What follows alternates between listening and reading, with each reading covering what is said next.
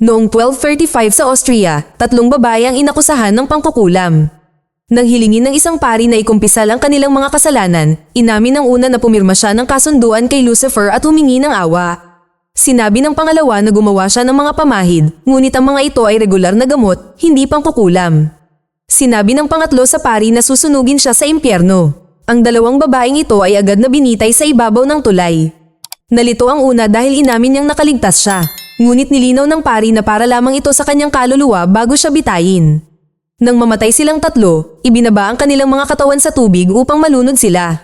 Pagkatapos ay hiniling ng pari sa mga sundalo na hilahin sila palabas upang maisagawa niya ang sagradong ritual mula sa aklat ni Solomon na titiyak na hindi na muling babangon ang mga babae. Inisip ng mga sundalo na sapat na ito at umalis. Sa kalagitnaan ng gabi, hinila mismo ng pari ang mga bangkay palabas at sinimulang bigkasin ang ritual. Ang una ay ginawa ng walang problema. Ang pangalawa ay sumuko sa kanyang mukha at ang katawan ng babae ay nagsimulang manginig, ngunit ito ay muling namatay nang matapos ang spell. Nang tangkain ng pari na hilahin ang pangatlo, umatras ang lubad at nahulog siya sa tubig. Agad siyang lumangoy papunta sa baybayin, ngunit may kamay na patuloy na humihila sa kanya pabalik. Matapos ang ilang pagpupumiglas, nagawa ng pari na umalis sa ilog at bumalik sa tulay upang kunin ang libro. Bigla, ang pangatlong katawan ay lumipad palabas ng tubig at sinunog ang libro, pagkatapos ay ibinitin niya ang pari sa ibabaw ng tulay. Noong 1332 sa Turkey, 2 makapangyarihang hukbo ang nagtagpo sa disyerto noong panahon ng krusada. Nagpasya ang mga kabalyerong sina Bayman at Felsen na kung sino ang makapatay ng mas maraming lalaki ay iinom ng libre. Ang labanan ay talagang mabangis at ang parehong hukbo ay nawalan ng maraming lalaki sa ikalawang sandali, ngunit sina Bayman at Felsen ay patuloy na nag-aasaran sa isa't isa habang nakikipaglaban. Nang gabing iyon, ipinagdiwang ng 2 ang kanilang tagumpay sa isang tavern na may maraming babae at alak. Noong 1334, sina Bayman at Felsen ay sumali sa isa pang mabangis na labanan sa Libya. Libu-libong kalalakihan ang namatay muli nang hilingin ng simbahan sa mga sundalo na patayin ang lahat ng mga erehe. Noong 1337, isa pang labanan ang naganap sa Turkey noong gabing iyon. Nagpatuloy ang banal na digmaang ito noong 1339 at ang pagbagsak ng nyebe ay nakagambala sa kanilang paningin. Patuloy silang hinihikayat ng isang pari na pumatay at nagsisimula ng mapansin ni Felsen na napakaraming kaaway ang Diyos. Noong 1344 sa Greece, sinunog ng mga tirador ang isang lungsod bago pa man ibagsak ng hukbo ang pinto. Dahil lahat ng tao rito ay itinuturing na hindi mananampalataya, ang mga sibilyan ay pinapatay kasama ang mga sundalo ng walang awa. Natigilan si Bayman nang mapagtanto niyang nakapatay siya ng isang inosenteng babae at tumingin-tingin sa paligid ng may pagkabigla, napansin ang lahat ng mga pamilyang patay sa lupa. Napansin din ni Felsen ang massacre at ang 2 ay nagtinginan nang umabot sila sa parehong conclusion. Pagkatapos ng labanan, nakipagtalo si Bayman sa pari dahil hindi siya naniniwala na gugustuhin ng Diyos na patayin nila ang mga babae at bata. Nang malapit nang maging agresibo ang pari, ipinahayag ni Bayman at Felsen na sila ay sumuko. Pagkalipas ng isang buwan, dumating ang 2 sa Austria, ngunit pagkatapos ng paglalakad ng ilang oras ay wala silang nakitang kahit isang tao sa paligid. Nang pumasok sila sa isang bahay sa bukid, hinila nila ang mga kumot sa isang kama at natagpuan ng isang pamilyang namatay dahil sa isang hindi kilalang sakit. Biglang gumalaw ang isa sa mga bangkay, ngunit mabilis itong bumagsak muli. Nagpasya sina Bayman at Felsen na sunugin ang gusali bago umalis. Kalaunan ay nakahanap sila ng isang lungsod kung saan nakakita sila ng mga bangkay, mga may sakit sa bawat kanto, at ilang malulusog na kabayo na nagmamakaawa na kunin na. Sinabi sa kanila ni Guard Johan na isang salot ang kumakalat sa lupain sa loob ng 3.5 taon at walang natagpo ang lunas. Kinailangan niyang ilibing ang kanyang mga anak at asawa gamit ang sarili niyang mga kamay.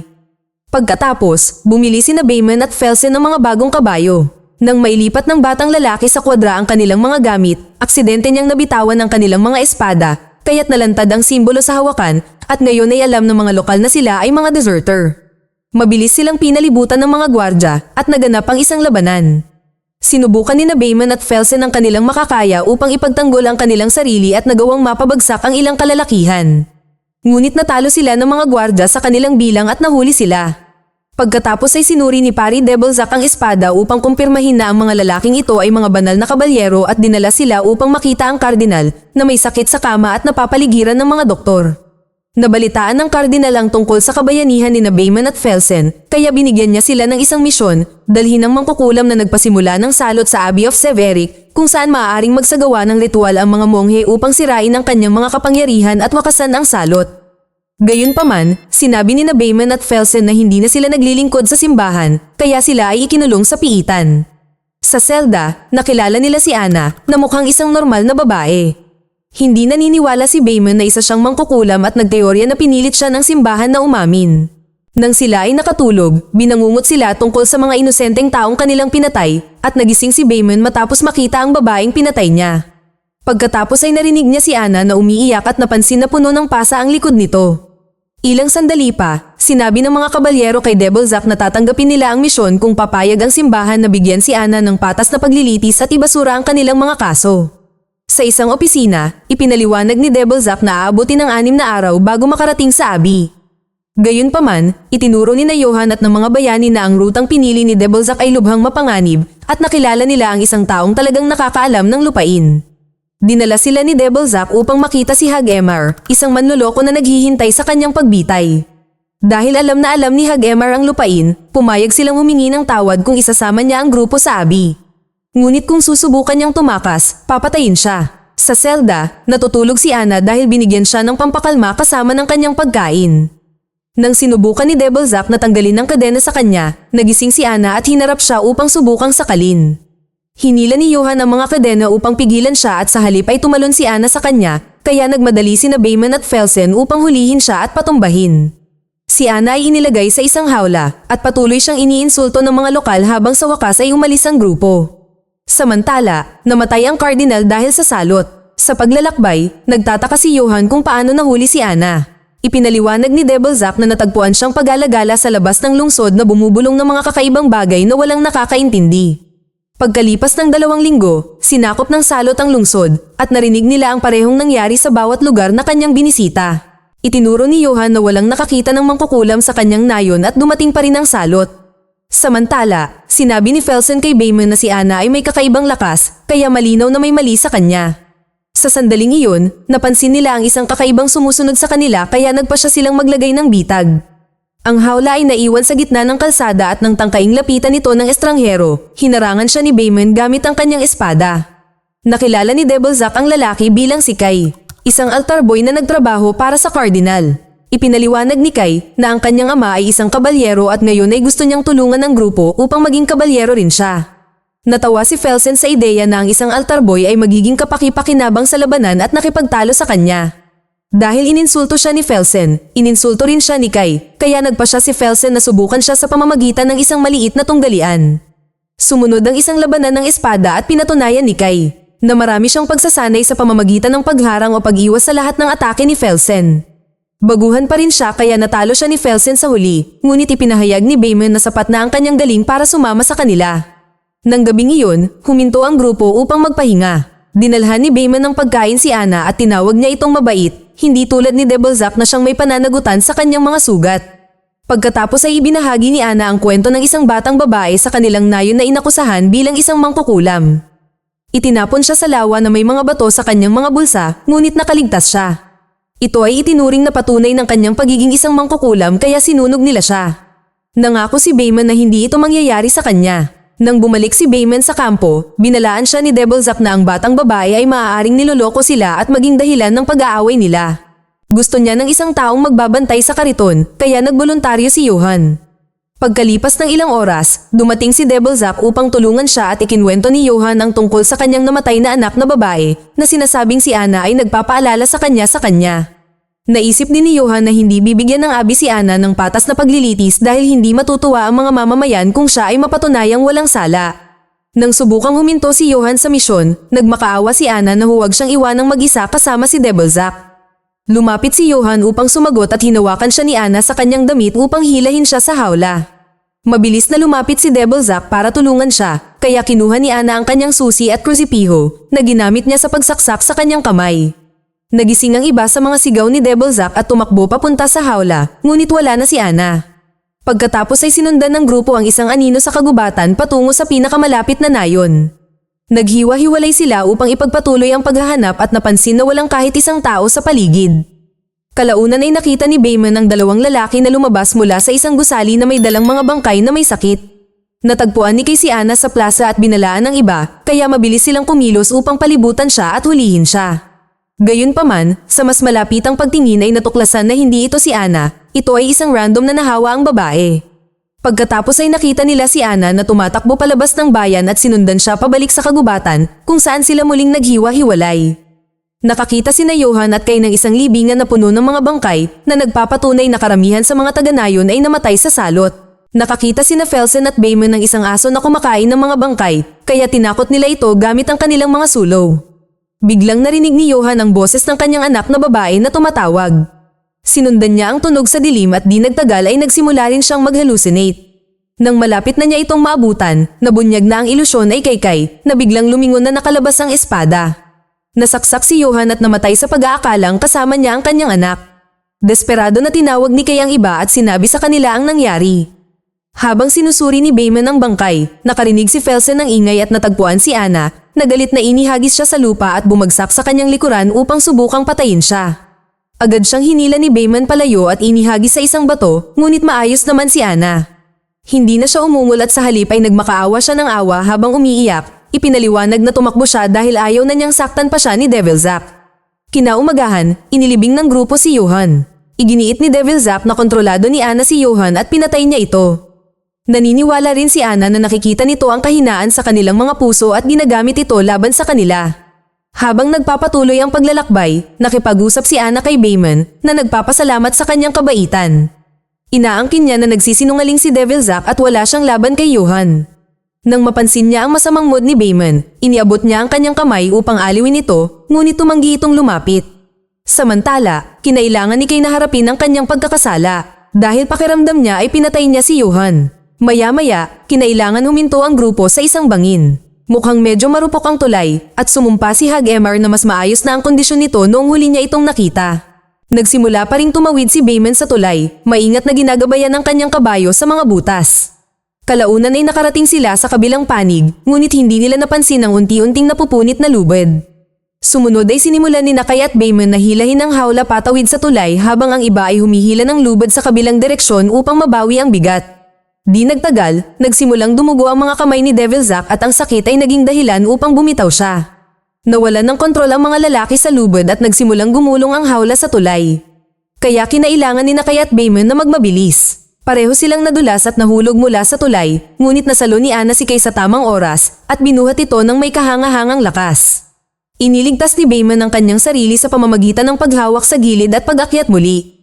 Pagkatapos ay inilagay nila ang mga kabayo sa unahan at pinahila ang hawla habang ang mga lalaki ay nagtutulak mula sa likuran. Nabali ang kahoy dahil sa bigat at muntik nang maipit ang gulong sa isang butas.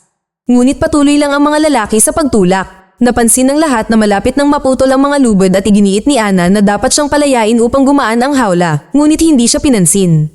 Mabuti na lang at nagtulungan ng grupo upang makarating sa kabilang panig bago tuluyang maputol ang mga lubid at gumuho ang tulay.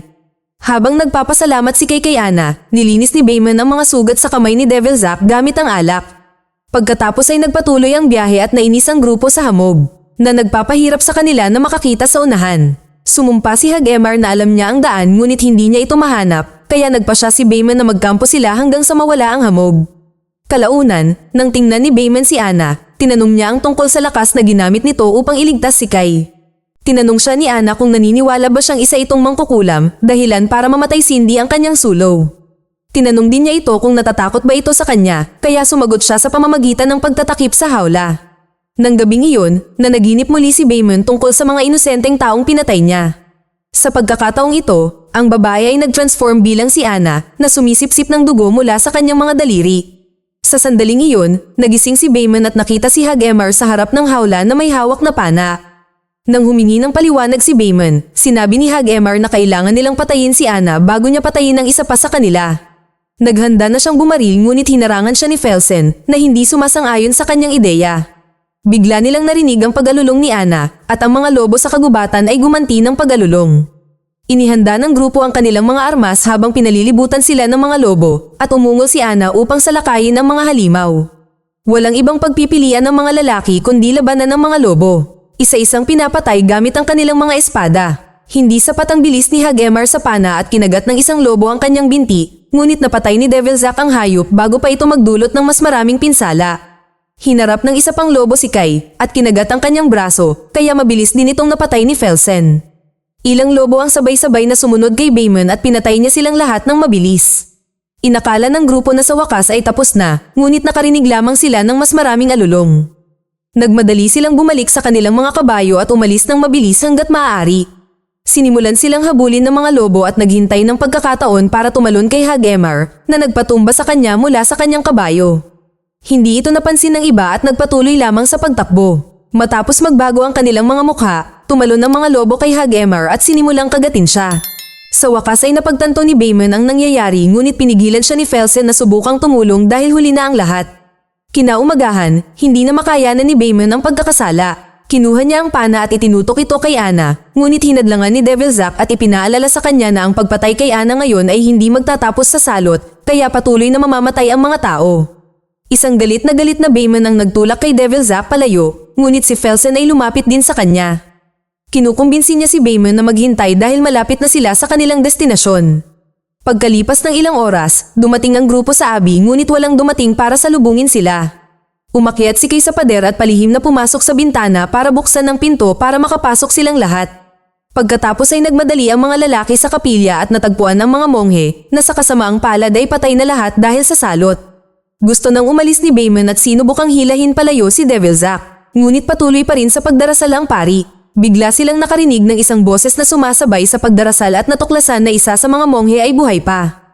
Itinuro ng monghe na ito ang isang libro sa altar bago pumanaw. Kinumpirma ni Devilsack na ito ang aklat ni Solomon na naglalaman ng ritual na kailangan nila.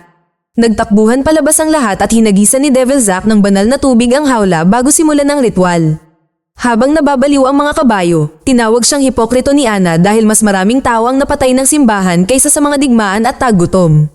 Sinubukan siyang baliwalain ni Devilsack at patuloy na binibigkas ang ritual, ngunit ginamit ni Anna ang kanyang kapangyarihan upang tusukin ang kanyang sugat, dahilan para mapasigaw ito sa sakit.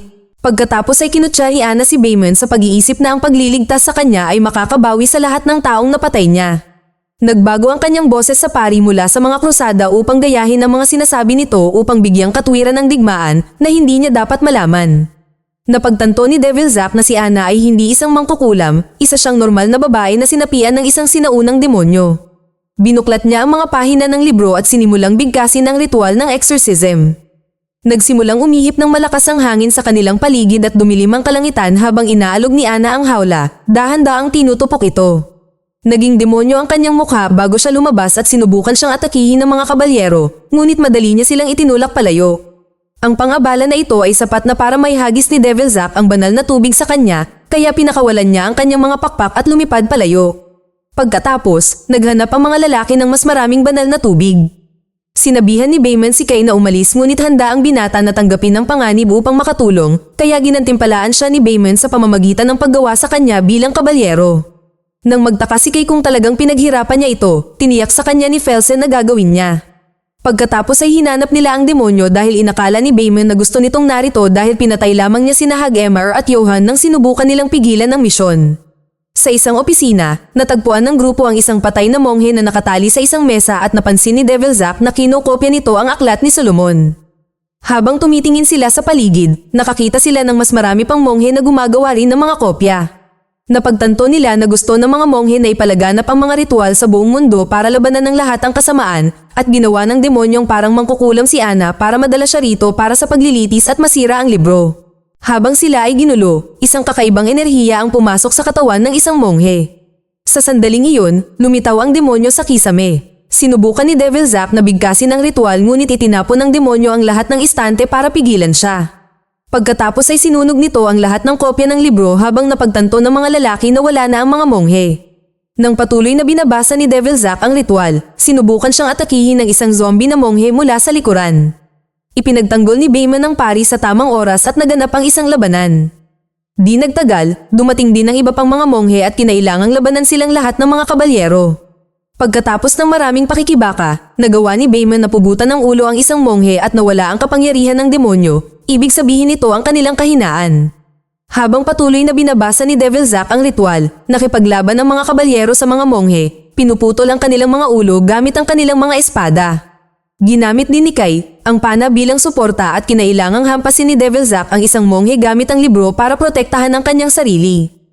Isang monghe ang nagawang harapin si Baemon at hiwain ang mata nito habang ang isa naman ay inabot ang mga istante para ibagsak si Kai. Isang pangatlong monghe ang dumapo sa likod ni Felsen at sinaksak ito bago ito napatay ni Felsen.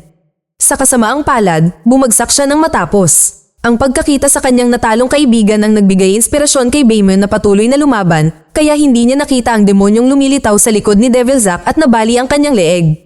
Habang pinapatay ni na Baemon at Kai, ang huling ilang monghe, sinubukan ng demonyong pulutin ang libro ngunit sinunog nito ang mga kamay nito. Pagkatapos ay sinipa ni Baemon ang libro, kaya hinawakan siya ng galit na demonyo sa leeg at itinulak sa pader. Ipinaliwanag nito na ginugol nito ang mga siglo sa pagsira sa lahat ng kopya at ito na ang huli. Nang papatayin na sana ng demonyo si Baemon, hinawakan nito ni Felsen upang pilitin itong ihulog ang kanyang kaibigan. Lumingon ang demonyo at 2 beses siyang sinuntok ni Felsen sa ulo. Na walang nagawa, ang mga pakpak ay pumulupot sa paligid ni Felsen at sinunog siya ng demonyo hanggang sa siya ay maging abo lamang. Sa sandaling iyon, kinuha ni Kay ang libro at patuloy na binibigkas ang ritual. Sinubukan siyang pigilan ng demonyo ngunit hinarap ito ni Baemon at itinusok ang mga pakpak nito sa pader. May puwang pa rin ito para saksakin si Baemon ng ilang beses gamit ang kuko nito, ngunit nanatili si Baemon doon para matapos ni Kay ang pagbabasa. Kalaunan, tinapos ni Kay ang ritual sa pamamagitan ng amen at agad na nagsimulang magliyab ang demonyo. Isang maliwanag na liwanag ang lumabas sa katawan ni Ana at sinubukan ng demonyo na lumipad pataas para makatakas, ngunit sumabog ito sa kalangitan. Pagkatapos, hinanap ni Kay si Baemon na nagsabi sa kanya na protektahan si Ana. Binigyan niya ang batang babae ng huling ngiti bago ito namatay. Kalaunan, natapos ni Kay at Ana ang paglilibing sa lahat gamit ang kanilang mga espada. Nagpasalamat si Ana sa kanilang tulong bago sumakay kasama si Kay upang magsimula ng bagong buhay sa isang lupain na ngayon ay walang salot. Mag-subscribe para sa higit pang mga video na tulad nito, i-on ang notification at mag-iwan ng like para matulungan ang aming channel. Salamat sa panunood.